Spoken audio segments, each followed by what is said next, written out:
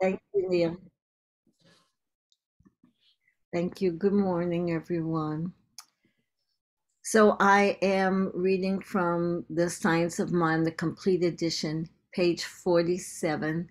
This is from the glossary for the universal chart, number 1. All life is bound together by one common law of love, and love is the self-givingness of spirit manifested in and through all that is visible and invisible. It was the realization of this one presence that illumined the saints and sages of the past.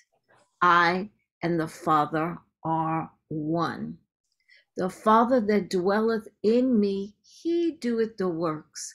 We must come to sense this marvelous presence, for it is the secret of all metaphysical work, God in all and through all. So, first and foremost, our teaching teaches us that the divine presence is generous, it's giving. And today we're going to talk about service and healthy service.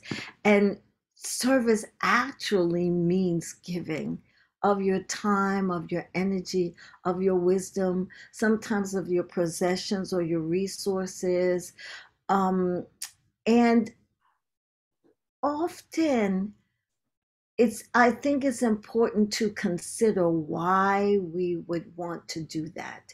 So maybe you're a person that's in tune and has that tug inside, that natural inclination to give, to assist, to help somebody, to chip in. You have something inside you that says, I don't want to leave this life without contributing, without giving back, without making a difference. Why? Because I can. Because it's satisfying. Because it's gratifying. It's fulfilling. Or maybe you're a person that just found yourself in a tough situation where you just automatically responded to the need or needs at hand. Have you ever wondered about what gifts you have to share? Or maybe felt like you didn't really have anything special to share? Or maybe you looked at something in your world and thought, I wish I could do something about that. Or I could do something about that. Reverend Michelle always says, find something that matters to you, something that you're passionate about, and do something with that. So, what we know is that service changes the world. Have you had the experience of what it means to have somebody really be there for you, to show up for you in the cut when you need it most? It infuses joy, it builds trust, it provides example, and yes, simple kindness is a form of service. Service makes life easier. It encourages us, empowers, it relieves burdens. It creates a context that allows others to experience the fulfillment of their needs, their desires, their goals, their dreams. Service provides comfort. It helps build self esteem, confidence, and it recharges us. Service provides meaning and a sense of purpose in our lives. It connects us to something bigger than ourselves. It creates and it strengthens community. So I could give you some examples. I can just say some names and immediately we're flooded with a response, with respect, with warmth, with gratitude, with smiles. Let's see if that's not the truth. Mother Teresa, a woman who offered powerful and profound service to so many people in her life. Princess Diana,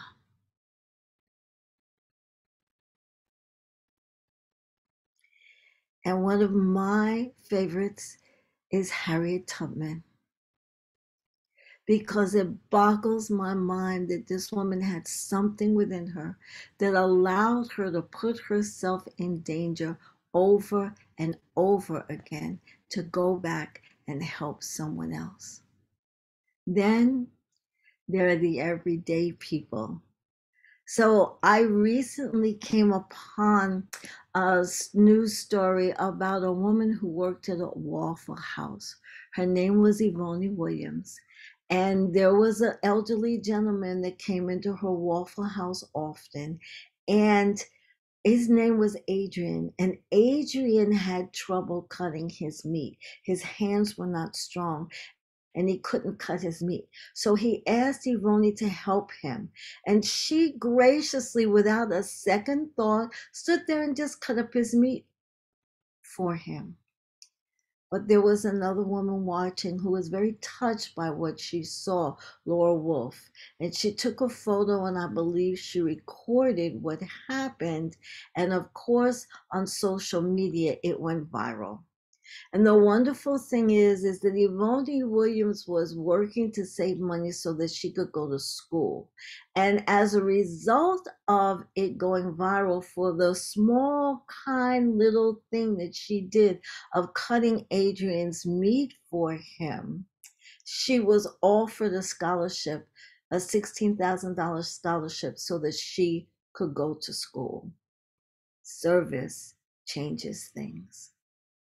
And then there's this amazing man by the name of Charlie Rocket, and he has an organization called the Dream Machine. Now, Charlie Rocket was a musician. He was sick. He was diagnosed with something. I apologize. I don't remember what it was. He was very, very overweight. And then looking at his situation in his life, he realized that many years ago, he had given up on his dream. And he decided to fulfill his dream to become an athlete. Perfect, because he had to lose weight.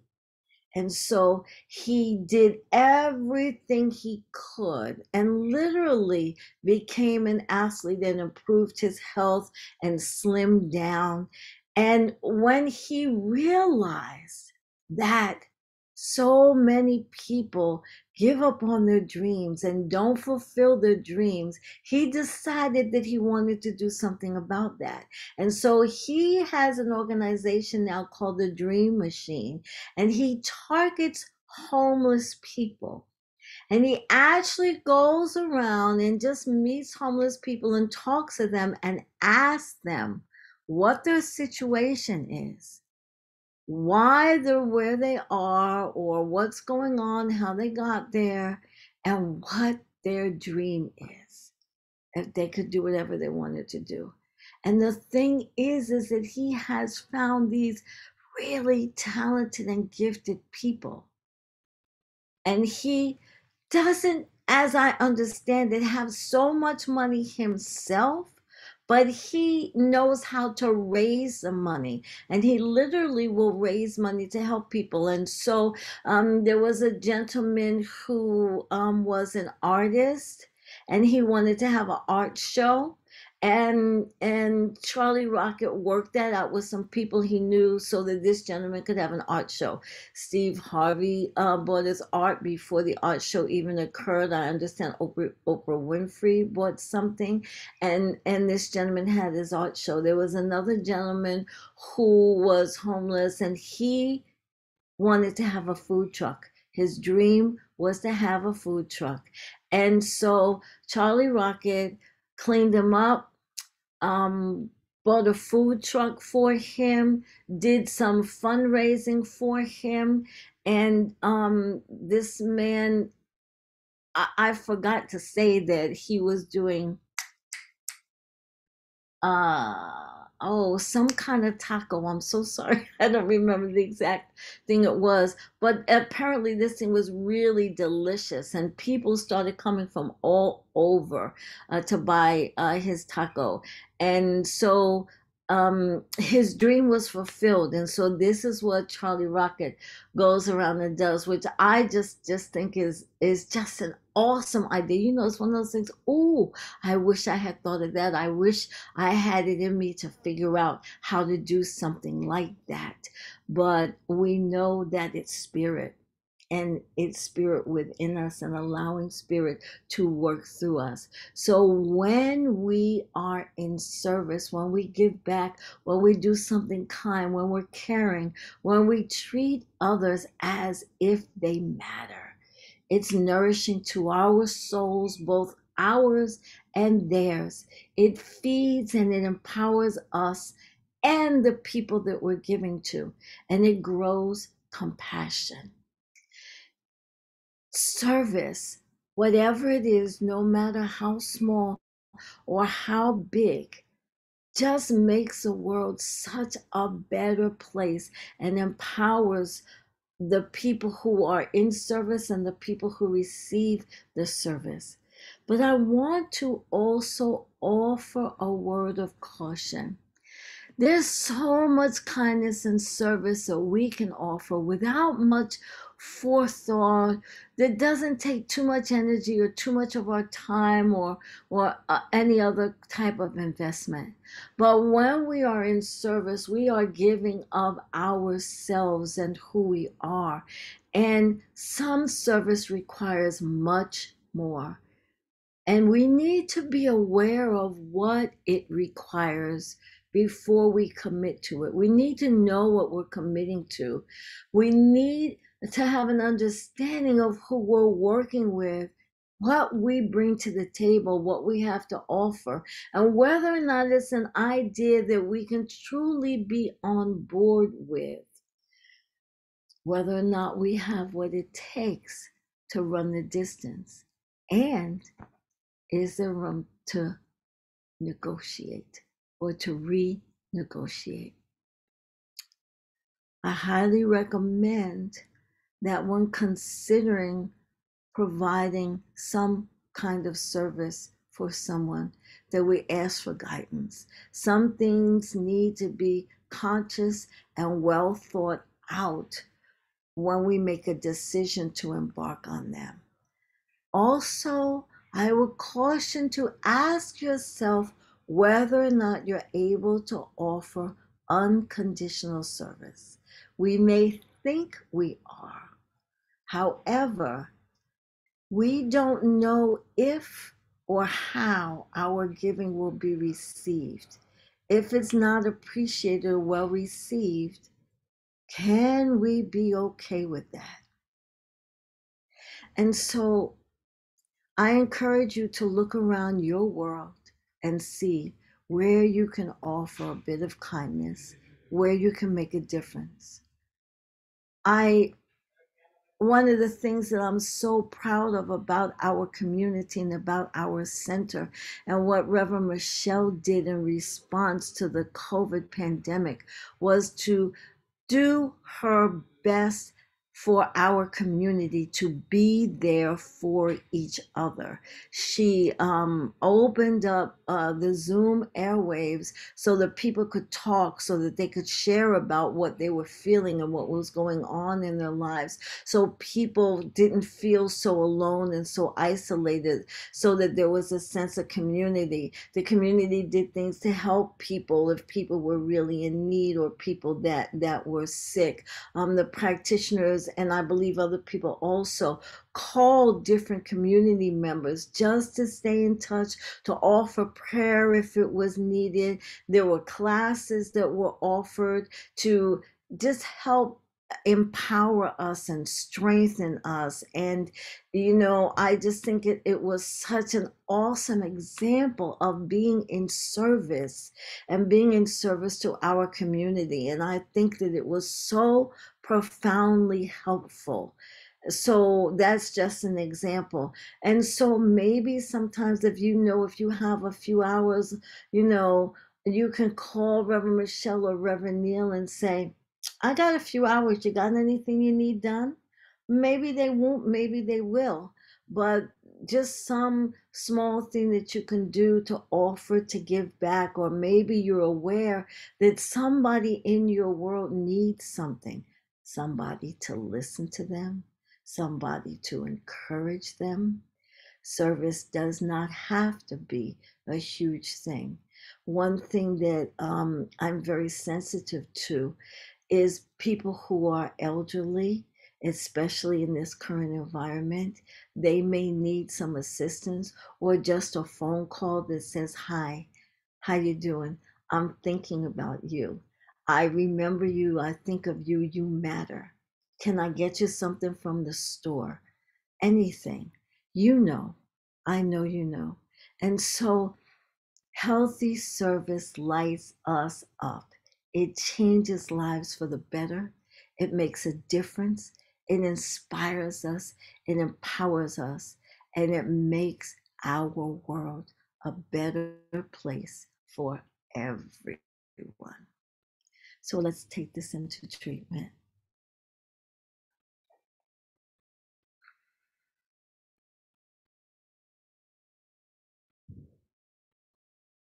Knowing and affirming that there is a divine power and presence that I call God, that I call Creator. It is life, it is love, it is peace, it is beauty, it is harmony and wholeness, it is infinite and unlimited, all powerful, all knowing, everywhere evenly present, and it expresses in and through and as all of life. This power and presence is light, and it is love, and it is out of this love that it creates. It is out of this love that it responds and says yes to its creation. This power and presence moves in and through and as each one of us, supplying each one of us with exactly what is required to live the lives that we choose to live. I affirm with this word that this power and presence expresses in and through and as each one of us, guiding each one of us, expressing in a way that reveals to us how we might use our love, our heart, our gifts, our talents, our resources to share with someone else, to make the world a better place, to make a difference in the world. I affirm with this word that this power and presence reveals to each one of us the love that is expressing, no matter what we may think of ourselves. The truth is that each one of us is a divine expression of God, and that power and presence is available to us and expresses in and through and as each one of us, so that we evolve and become more, so that we evolve and we shift and we change, and in so doing we impact our world. In so doing, we are able to reveal the true essence and presence of God, which is that light and love that is sharing and caring and giving and providing. I affirm with this word that the divine presence that I call God expresses in and through and as each one of us in more clear, more powerful, more potent ways, that each one of us receives the idea of what is our highest and best to do, what is our highest and best to share, to give, and allows this to open our minds and hearts and simply be the givingness, the generosity that is God expressing uniquely by means of each one of us. And so knowing that this is the truth, and it is the divine power and presence that I call God that makes it so, I simply with joy and gratitude release this word into the law, knowing it is done. Please close with me. And so it is.